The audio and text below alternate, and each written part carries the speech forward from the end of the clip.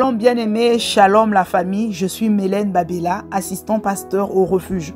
Je suis reconnaissante au Seigneur et à son serviteur d'avoir été responsabilisée pour la méditation de ce matin. Mais avant de commencer, nous allons rendre grâce à Dieu.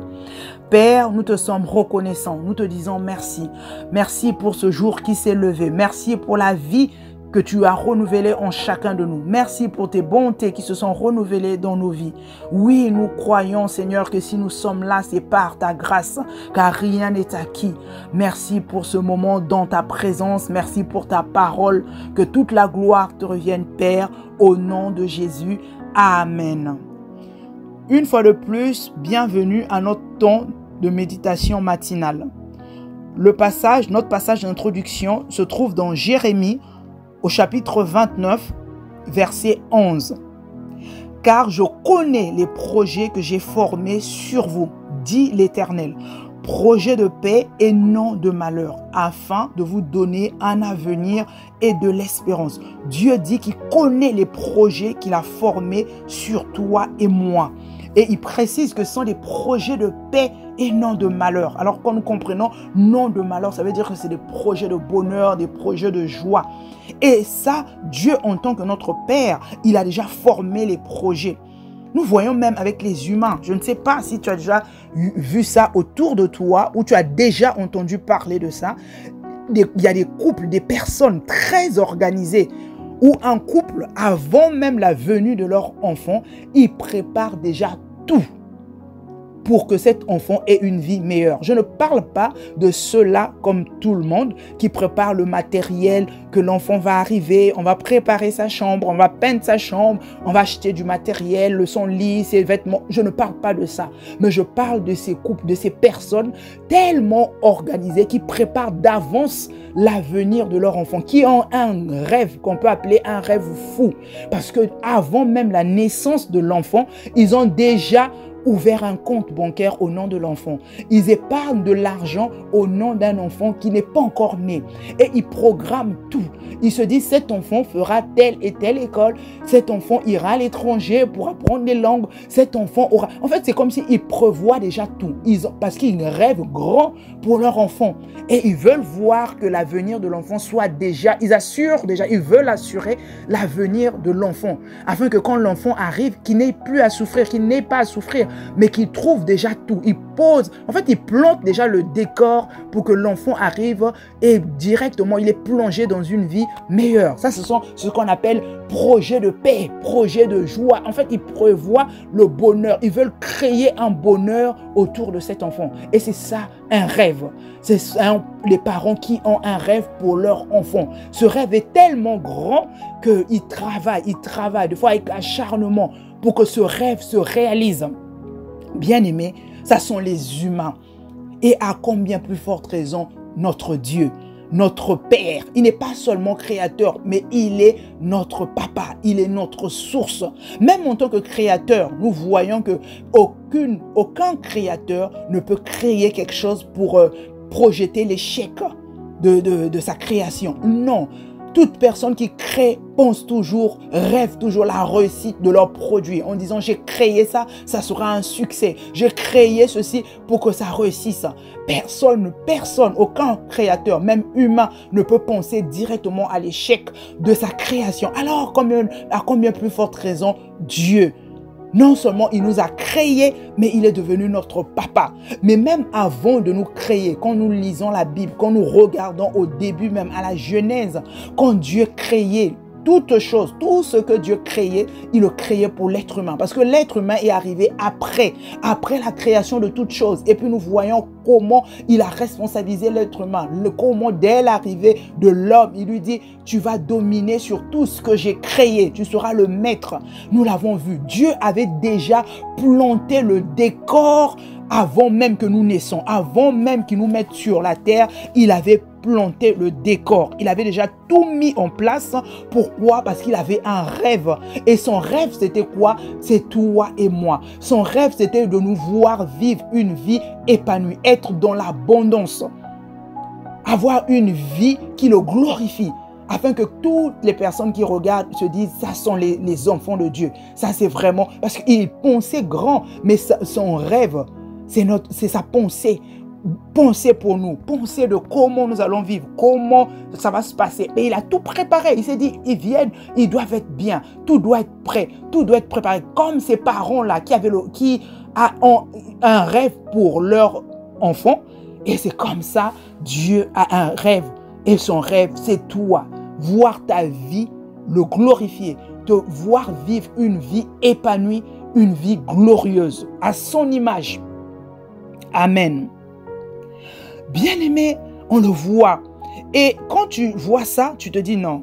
Même quand l'être humain a désobéi, a été rebelle en Adam et Ève, Dieu, le rêve de Dieu ne s'est pas arrêté. Dieu ne s'est pas arrêté là. Il ne s'est pas dit non, comme il a désobéi, ça s'arrête. Non, il a voulu que son rêve se réalise malgré ça, malgré la rébellion de l'homme, malgré la séparation avec Dieu. Qu'est-ce qui s'est passé? Pour ne pas revenir dans les détails, ce qui s'est passé, c'est qu'il est venu lui-même nous récupérer, nous chercher, parce que nous étions détachés de lui, mais il est venu nous récupérer en Christ.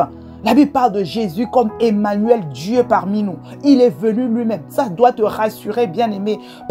Pour ça, tu dois être rassuré de l'amour de Dieu. Parce que Dieu n'a pas, son rêve ne s'est pas arrêté là. Il n'a pas lâché son plan. Il n'a pas lâché son projet. Il a dit, ça va se faire. Quoi qu'il arrive, ça va se faire. Alors, je vais trouver un moyen pour remettre les choses comme avant.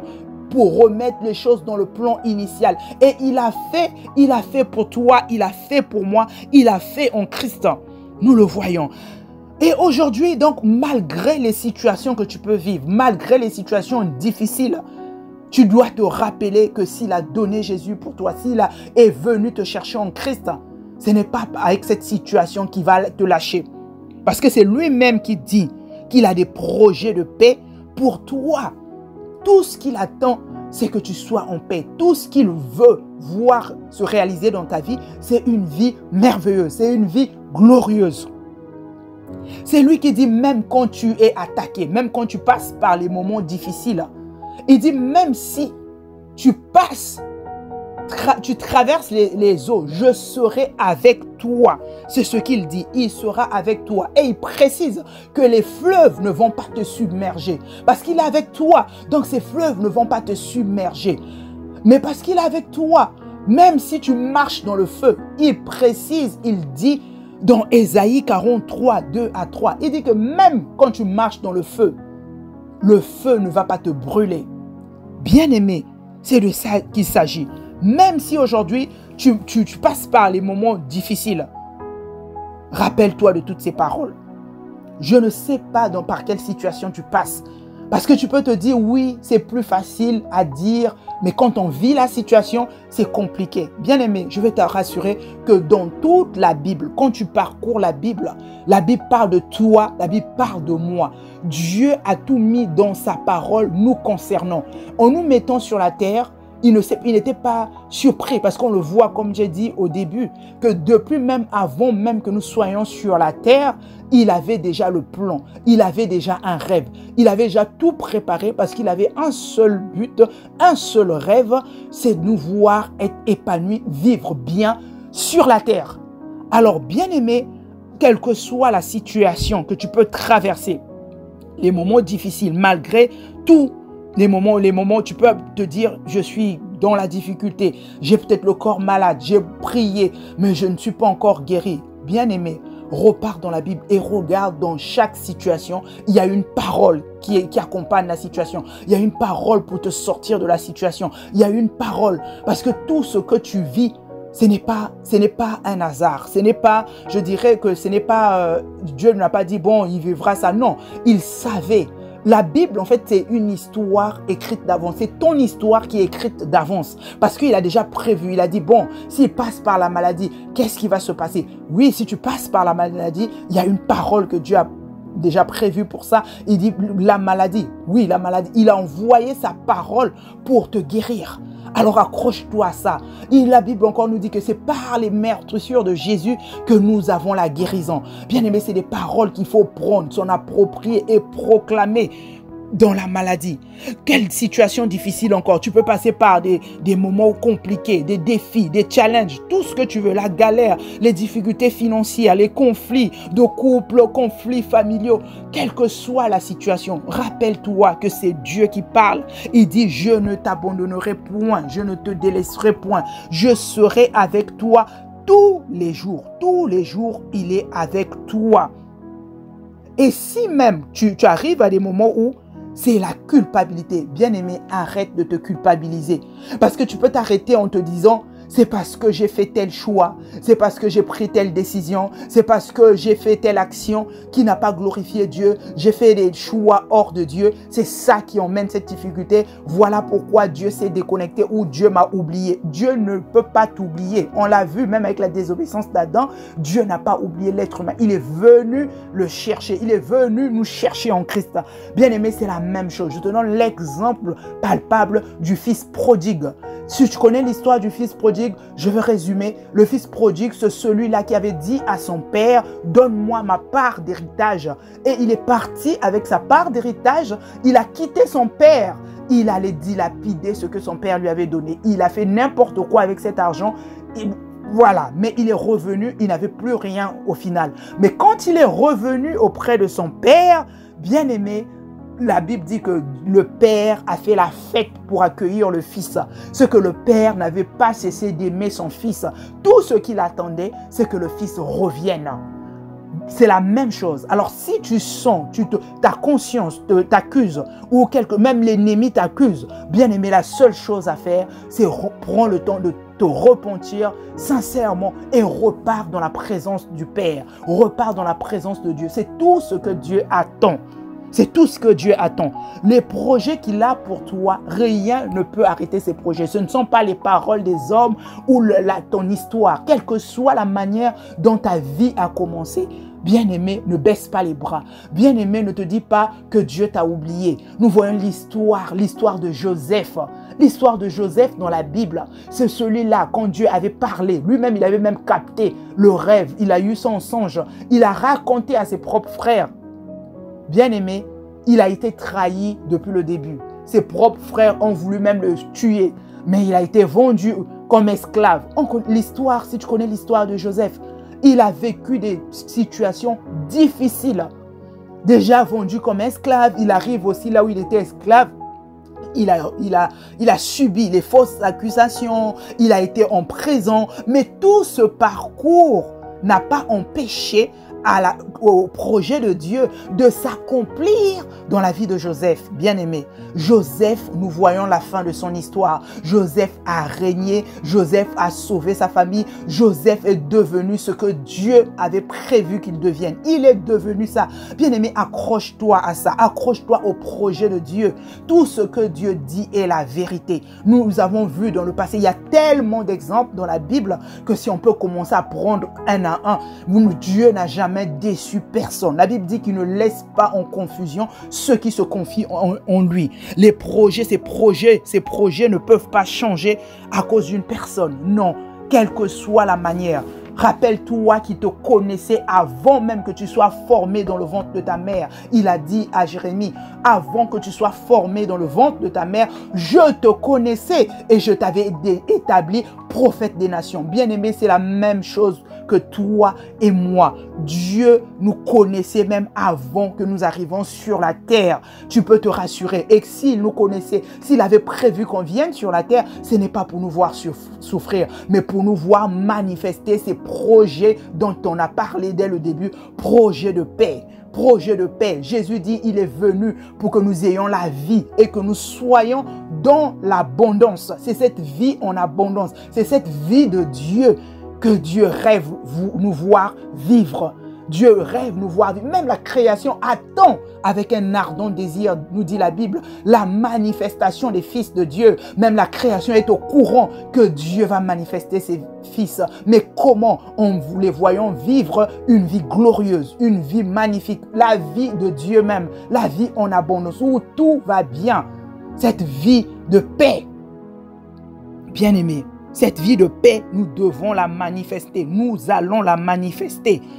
Et si toi-même, tu peux prendre conscience, si tu prends le temps de regarder à ta vie, de regarder un peu le parcours de ta propre vie, tu peux avoir des repères, bien-aimé. Tu peux te souvenir que tu as vu la main de Dieu, qu'il y avait la main de Dieu derrière toi, même quand tu es passé par les moments difficiles, même si dans ton enfance, tu as connu des maladies compliquées. Bien-aimé, tu te poses, tu peux te dire, je sais et que je sais que ce ne sont pas les médicaments, ce ne sont pas les médecins, mais c'est Dieu qui m'a guéri. J'ai pris des risques jusqu'à même mettre ma vie en danger, mais il y avait comme une main qui me retirer de là. Il y avait comme une main. Mais cette main, c'est la main de Dieu. Cette main, c'est la main de Dieu qui t'emmène, qui t'a arraché du danger et qui te préservait parce qu'il avait un but. C'est accomplir son rêve son rêve, c'est toi. Voir ta vie, que sa vie soit une vie qui le glorifie. Une vie qui va témoigner de sa gloire.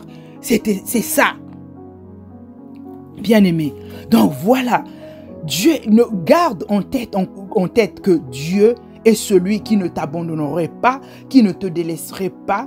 Il est le Dieu fidèle à sa parole. S'il dit qu'il a des projets de paix, il ne va pas changer cela.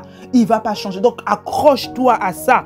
Et l'attitude d'Habakkuk qui a dit, je me tiens à mon poste. C'est là où tu dois être, toujours connecté à la présence de Dieu, toujours auprès de Dieu, dans sa présence, parce que ses projets de paix ne s'accomplissent que dans sa présence. Voilà pourquoi Habakkuk, lui, il a dit, je ne bouge pas, je me tiens là, je me tiens à mon poste. Il dit la parole. Il dit la prophétie est déjà sortie. La parole de Dieu a déjà été relâchée. Et c'est la même chose pour toi et moi, bien-aimé. La parole a déjà été relâchée. Lui, Habakkuk, il a dit, même si ça tarde, je ne bouge pas. Parce que je sais et je sais que la parole de Dieu s'accomplira. Et s'accomplira certainement.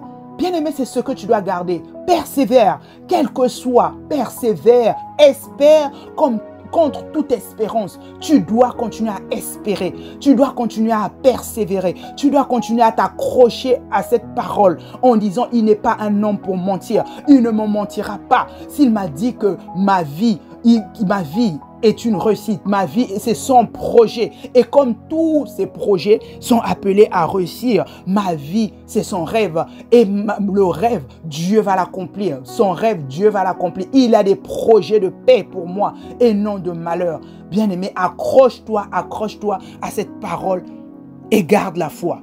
Amen. Amen. Nous allons prendre le temps vraiment de dire merci à Dieu. Nous allons prier ensemble. Bien-aimé, tu vas prier avec moi à la lumière par rapport à cette parole. Merci papa, merci Seigneur, merci pour ta parole qui nous fait du bien. Oui Seigneur, nous nous sommes rendus compte que c'est ta parole et ta parole seule qu'il nous faut. Peut-être que nous sommes retrouvés dans les situations où nous nous sommes posés des questions. Nous nous sommes remis en question en se disant, qu'est-ce que j'ai fait? Pourquoi ma vie est si compliquée? Je regarde à ma famille, je regarde à ma situation, à mon histoire. Seigneur, aujourd'hui, nous comprenons véritablement que c'est toi qui nous as mis sur terre. Et avant même que nous venions sur cette terre, tu avais déjà des projets pour nous. Tu avais tout préparé pour nous. Et en arrivant ici, Seigneur, tu ne peux pas nous laisser. Tu dis que tu as des projets de paix et non de malheur pour nous. Nous croyons, Seigneur, que ta parole est la vérité. Que ta parole est la vérité et que ces projets de paix dans nos vies s'accompliront au nom de Jésus. Oui, tu as un rêve et ce rêve, c'est nous. Ce rêve, c'est voir nos vies être à la lumière de ta parole, voir nos vies te glorifier, que nos vies soient des témoignages vivants pour ta gloire. Voilà pourquoi, Seigneur, nous sommes rassurés. Nous sommes rassurés encore ce matin parce que nous croyons en ta parole, parce que nous savons que tu veilles sur ta parole pour l'accomplir. Nous allons rester à notre poste, quelles que soient les circonstances, quelles que soient les situations. Nous refusons de baisser les bras. Nous refusons, Seigneur, de nous plaindre. Nous refusons de tourner les regards inquiets, mais nous regardons à toi, quelles que soient les situations. Nous savons que tu fais concourir toutes choses pour notre bien. Alors, quels que soient les moments difficiles, les challenges, les galères, Seigneur, nous savons que tu es notre berger et nous le déclarons encore